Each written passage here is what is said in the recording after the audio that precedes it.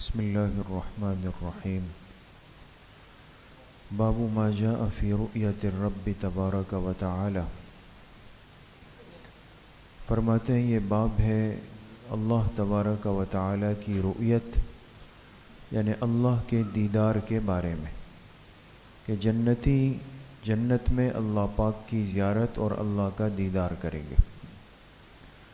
حدثنا حناد قال حدثنا وكيع عن اسماعيل بن ابي خالد عن قيس بن ابي حازم عن جرير بن عبد الله البجلي رضي الله تعالى عنه قال كنا جلوسا عند النبي صلى الله عليه وسلم فنظر الى القمر ليلة البدر فقال انكم ستعرضون على ربكم فترونه كما ترون هذا القمر لا تضامون في رؤيته فإن استطعتم ألا تغلبوا على صلاة قبل طلوع الشمس وصلاة قبل غروبها فافعلوا ثم قرأ وسبح بحمد ربك قبل طلوع الشمس وقبل الغروب۔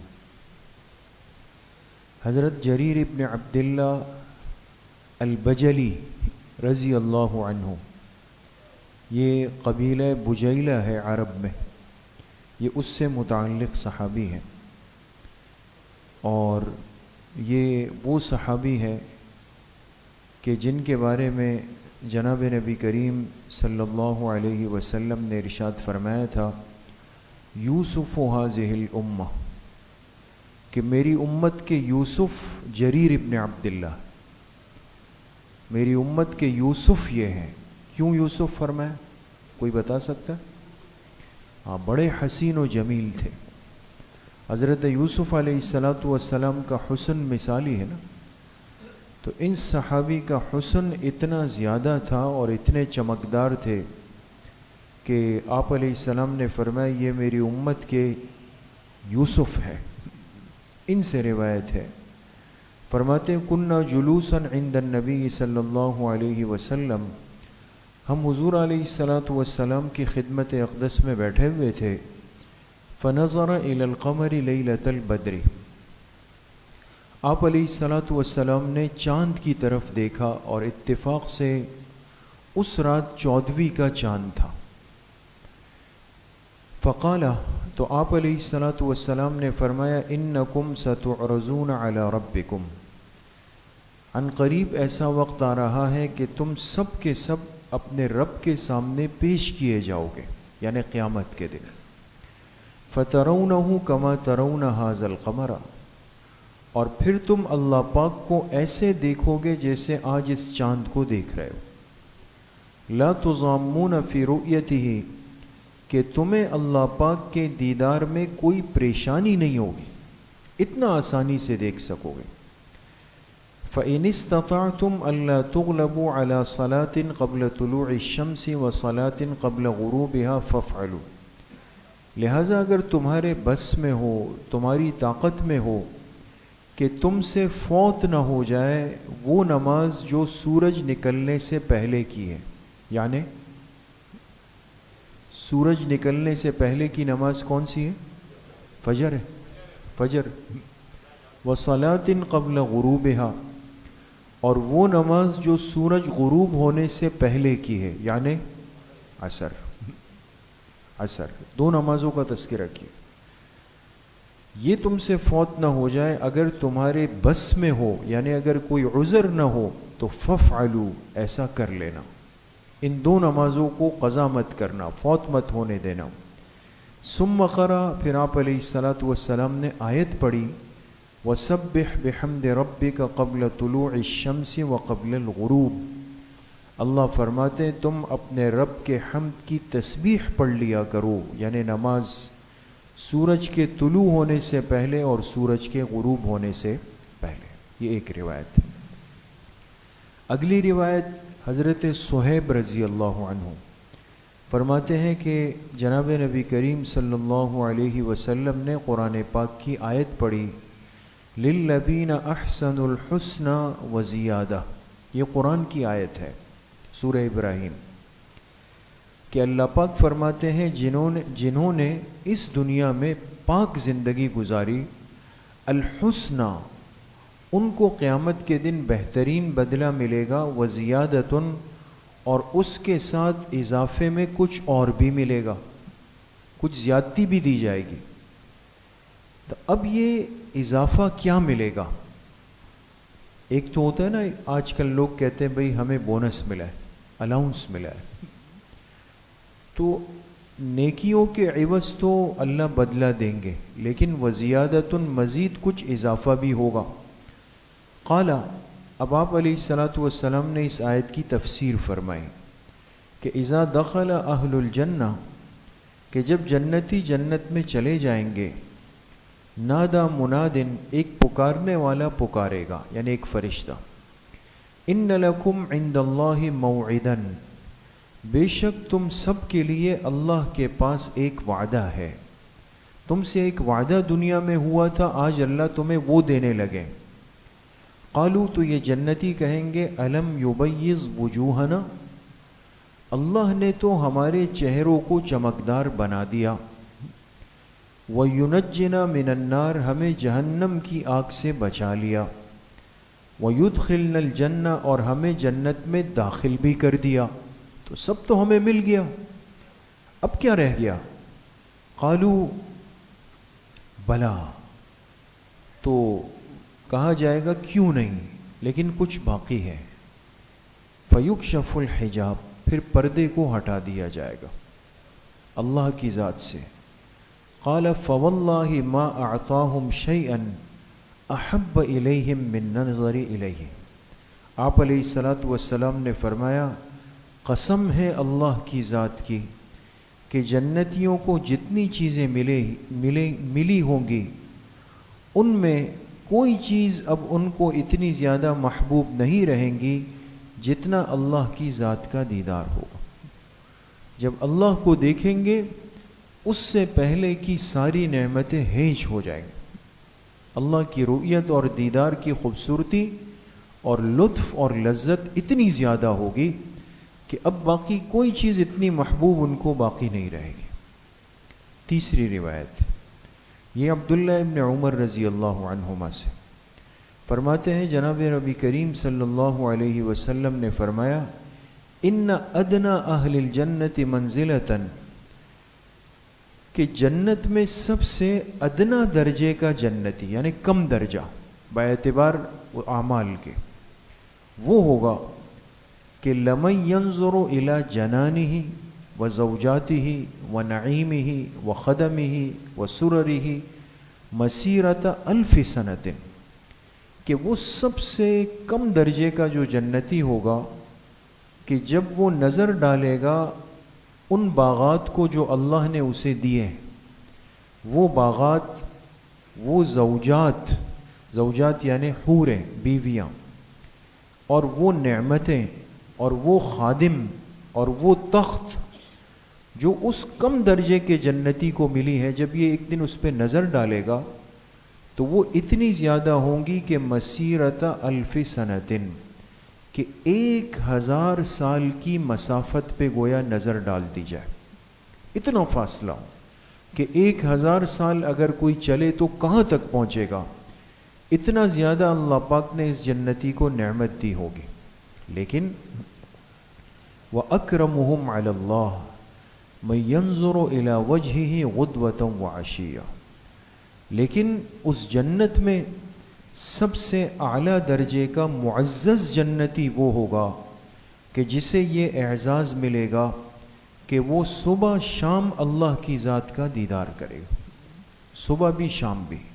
ثم قرأ رسول اللہ صلی اللہ علیہ وسلم، پھر آپ علیہ الصلاۃ والسلام نے یہ آیت پڑھی، وجوہ یومئذ ناظرہ الی ربہا ناظرہ، کہ بعض چہرے اس دن ایسے ہوں گے جو چمک رہے ہوں گے اور وہ اپنے رب کو دیکھ رہے ہوں گے۔ ناظرہ الی ربہا ناظرہ، پہلا والا ناظرہ ضاد کے ساتھ ہے، عربی میں چمکدار روشن کو ناظرہ کہتے ہیں ضاد کے ساتھ، دوسرا والا ناظرہ ضا کے ساتھ ہے، یہ دیکھنے والا۔ یہ 3 روایات آپ حضرات کے سامنے ہیں، اور جس میں رؤیت باری تعالی یعنی اللہ رب العزت کی ذات کو دیکھنا، وہ جنتی کو یہ خوش نصیبی ملے گی کہ وہ اللہ پاک کو جنت میں دیکھ سکے گا۔ ایک بات تو میرے عزیزوں، دوستوں، بزرگوں، یہ طے ہے اور قرآن پاک سے اور احادیث سے ثابت ہے کہ اس جہاں میں یعنی عالم دنیا میں اس آنکھ کے ساتھ اللہ کی ذات کا دیدار ممکن نہیں ہے۔ لا تدرکہ الابصار وہو یدرک الابصار، یہ قرآن پاک نے بالکل وضاحت سے فرمایا۔ اس دنیا میں، اس دنیا کی آنکھ کے ساتھ اللہ کی حقیقی ذات کا دیدار تو ممکن نہیں ہے۔ اب ایک الگ بحث ہے کہ جس طرح ہم بہت سارے حضرات اور اہل اللہ نیک لوگوں کے بارے میں ہے کہ انہوں نے اللہ کی ذات کا دیدار کیا، وہ رؤیت قلبی ہے۔ علماء نے لکھا ہے کہ دل کی ایک رؤیت ہوتی ہے، اس کا آنکھ سے کوئی تعلق نہیں ہے۔ اس دنیا کی آنکھ میں یہ طاقت ہی نہیں کہ وہ اللہ کو دیکھ سکے، لیکن جب یہی صاحب ایمان جنت میں جائے گا، اللہ ہم سب کو داخلہ نصیب فرمائے، وہاں اللہ ایسی آنکھ اور ایسی طاقت، ایسی صلاحیت اور ایسی استعداد دے دیں گے کہ اس آنکھ میں اور اس کی بصارت میں ایک طاقت، ایک پاور آ جائے گی۔ ظاہر سی بات ہے کہ ہم جنت کو دنیا پر قیاس نہیں کر سکتے۔ بعض لوگوں نے یہ اعتراضات کیے ہیں، بعض ایسے فرقے پیدا ہوئے کہ جنہوں نے ظاہر کے راستے کو اختیار کیا کہ بھئی جو چیز یہاں ممکن نہیں وہاں کیسے ہوگی، تو ایسا نہیں ہے۔ وہاں کی نعمتوں کو انسان یہاں پر قیاس نہیں کر سکتا ہے۔ اور اس کی ایک سادہ سی مثال ہے، کسی کی اگر آئی سائٹ ویک ہو جائے، نظریں کمزور ہو جائے، ہم ٹیسٹ کروانے جاتے ہیں نا، ہے نا؟ آپ دیکھیں ڈاکٹر صاحب آپ کو چشمے پہنائیں گے، پھر وہ لینس لگاتے ہیں، کیسا لگ رہا ہے؟ ہم کہتے ہیں تھوڑا دھندلا لگ رہا ہے، وہ پھر دوسرا لگاتے ہیں، صاف ہو جاتا ہے نا۔ پھر وہ ایک ایسا لگاتے ہیں کہ ایسا لگتا ہے بالکل میرے سر پہ آ گیا۔ اگر اس دنیا میں ایک ناقص کمزور علم کی بنیاد پر ایسے لینس بن رہے ہیں کہ جو دور کی چیز کو قریب لا سکتا ہے، قریب کو خاصیت اللہ پاک نے رکھی ہے، ہر نیک عمل کی کوئی خاصیت ہے۔ اور پھر محدثین نے لکھا ہے کہ جیسے زکوٰۃ کو فرض کیا گیا تو اس کی خاصیت کیا ہے؟ اللہ پاک بڑھا دیتے ہیں، پرہیزگاری۔ اسی لیے نوجوانوں کو فرمایا گیا کہ جس کے پاس نکاح کے اسباب نہیں وہ کثرت سے کیا رکھے؟ روزے رکھے، یہ تقویٰ بڑھاتا ہے۔ حج کے لیے فرمایا کہ جو حج کر لے گا فرض اور ترتیب پہ کرے گا، اس سے محبت الہی بڑھ جائے گی، اللہ کی محبت بڑھ جاتی ہے۔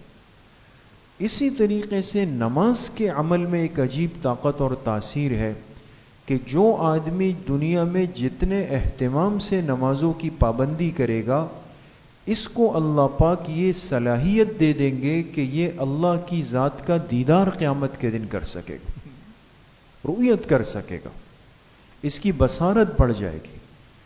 پھر ہر نماز، لیکن دو نمازیں اہمیت سے، فجر اس لیے کہ وہ نیند کا وقت ہے، غفلت میں انسان ضائع کر دیتا ہے۔ عصر اس لیے کہ کاروبار عروج پہ ہوتا ہے، کاروبار۔ ہم تو خیر اپنی شہر کراچی کو دیکھ کے کہیں گے کہ بھئی ظہر میں تو کسٹمر ہوتا ہی نہیں، اس لیے کہ ہم تو الٹے چل رہے ہیں بالکل نا، ہم تو کھولتے 1 بجے 12 بجے، رات 2 بجے بند کرتے ہیں۔ اس لیے قرآن پاک اور احادیث میں جتنی باتیں یہ فطری زندگی کی، ایک نارمل لائف میں آج چلے جائیں۔ آج ہمارے ساتھی بیرون دنیا جاتے ہیں، چائنا گئے، یورپ جاتے ہیں، ادھر وہ کہتے ہیں سب چیزیں صبح کھلتی ہیں شام میں بند ہو جاتی۔ جو چیزیں اس امت کو دی گئی تھی وہ انہوں نے لے لی۔ اور حضرت مفتی شفیع صاحب رحمۃ اللہ علیہ نے لکھا ہے کہ اللہ کے پاک پیغمبر کی سنت کو اگر کافر بھی دنیا میں لے گا، کافر بھی اگر اس پر عمل کر لے گا تو دنیا کی ترقی اللہ اس کو بھی دیں گے۔ آخرت تو نہیں ہے اس کے لیے، لیکن دنیا کی ترقی اس کے حصے میں بھی آئے گی، جیسے آج ہم دیکھ رہے ہیں۔ ہم الٹے ہو گئے نا، ترتیب الٹی کر دی، اب پریشان بھی ہوتے ہیں، کبھی صحیح ہو جاتے ہیں، کبھی پریشان، کبھی صحیح، کبھی پریشان، اس لیے کہ طرز معاش الٹا ہو گیا۔ تو بہرحال عرض کرنے کا مقصد یہ کہ نماز میں اللہ پاک نے یہ تاثیر رکھی ہے کہ جتنا بندہ اس کو اہتمام، آداب، پابندی کے ساتھ ادا کرتا ہے، اس کے جسم میں اللہ ایسی طاقت اور صلاحیت پیدا کر دیتے ہیں کہ یہ قیامت کے دن اللہ کی ذات کا رؤیت اور دیدار آسانی کے ساتھ کر سکے گا، اور اس کے لیے کوئی پریشانی نہیں ہوگی۔ تو جنتی کو چونکہ آخرت میں ہر نعمت ملنی ہے، لیکن ان ساری نعمتوں پر جو حاوی ہے، جو غالب ہے، جو سب سے اوپر کی نعمت ہے، وہ تو اللہ پاک کی ذات کا دیدار ہے۔ اور جب بندہ اس کو کر لے گا، اللہ کو دیکھ لے گا ایک مرتبہ، حدیث پاک میں آتا ہے ایک روایت میں 70,000 سال تک یہ محو ہو جائے گا، یعنی اس کو کوئی ہوش نہیں رہے گا کہ میں کہاں پر ہوں اور کیا کر رہا ہوں۔ ایک دفعہ کی رؤیت میں اتنا زیادہ لطف اللہ پاک اس کو دے دیں گے۔ تو اتنی بڑی نعمتیں وہاں کے لیے بنی ہوئی ہے، دوست تیار ہیں، بس یہ کہ بندہ اپنے آپ کو اس کے لیے تیار کر لے۔ اور علماء نے اس کی مثال دی کہ بھئی نماز کی مثال ایسی ہے جیسے کسی سے ملاقات کی۔ بھئی ہم کسی سے ملاقات کے لیے دنیا میں جاتے ہیں مہمان بن کے، تو سب سے پہلا حق تو میزبان پہ کیا ہوتا ہے کہ وہ ملاقات کے لیے خود آئے، ہے یا نہیں؟ اگر میزبان سب کچھ کرے لیکن اندر کمرے میں بیٹھا ہوا ہو، آرڈر چلائے کہ جی لے جاؤ، چائے لے جاؤ اور یہ لے جاؤ وہ لے جاؤ، خود ملاقات نہیں کریں، ہم اچھا تاثر لائیں گے یا برا؟ برا۔ کہیں گے یار کیسا عجیب آدمی تھا، فالتو فضول آدمی تھا، اس کو کیا لگا ہم اس سے چائے بسکٹ کھانے گئے، ہمیں تو اس سے ملاقات کرنی تھی۔ تو باوقار سنجیدہ مہذب میزبان سب سے پہلے تو مہمان سے آ کے خود ملتا ہے، اور پھر کیا کرتا ہے؟ اس کے لیے اکرام انتظام کرتا ہے۔ اللہ پاک کی غنی ذات ہے، جب بندہ 5 وقت آ کے اللہ کی ملاقات کے لیے مسجد میں حاضری دیتا ہے تو اللہ پاک کیسے قیامت کے دن اس کو اپنے دیدار سے محروم کرے؟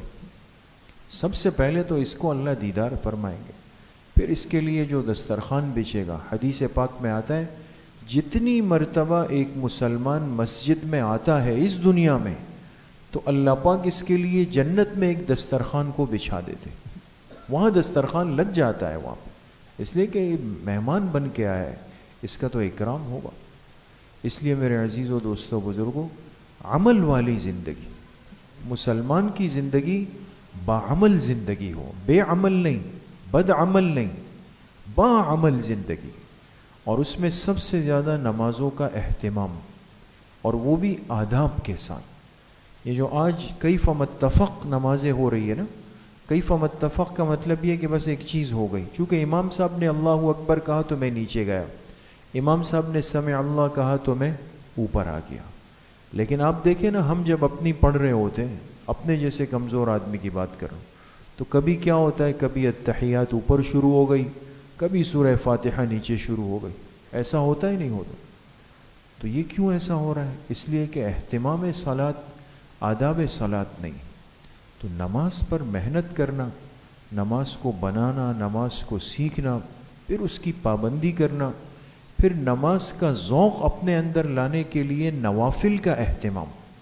انسان جب چاشت، اشراق، اوابین، تہجد، یہ 4 نوافل ہیں دن بھر کے، اشراق، چاشت، اوابین اور تہجد، جب اس کی پابندی کرتا ہے تو فرض نماز کا لطف اور ذائقہ اللہ پاک اس کو دے دیتے، پھر اس کو انتظار ہوتا ہے کہ بھئی نماز کا وقت کب آئے۔ تو اہتمام کریں گے انشاءاللہ۔ اللہ کریم مجھے بھی آپ سب کو صحیح عمل کی توفیق نصیب فرمائے۔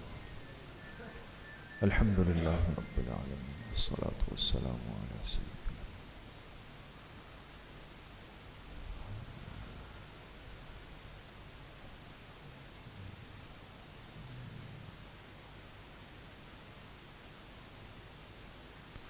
وصلی اللہ وسلم علی نبینا محمد وآلہ واصحابہ اجمعین برحمتہ۔ السلام